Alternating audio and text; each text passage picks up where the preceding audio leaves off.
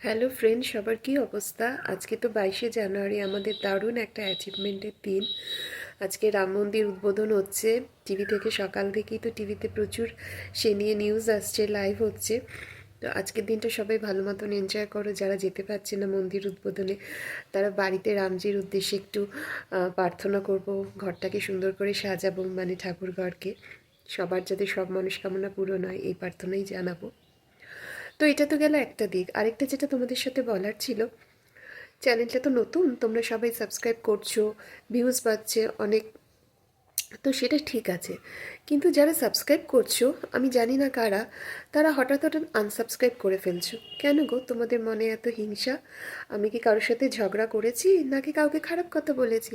সামান্য একটা চ্যানেল একটু সাবস্ক্রাইব করে সাপোর্ট করতে বলেছি, এই তো বলছি। বলো, এর বেশি কি কিছু চেয়েছি?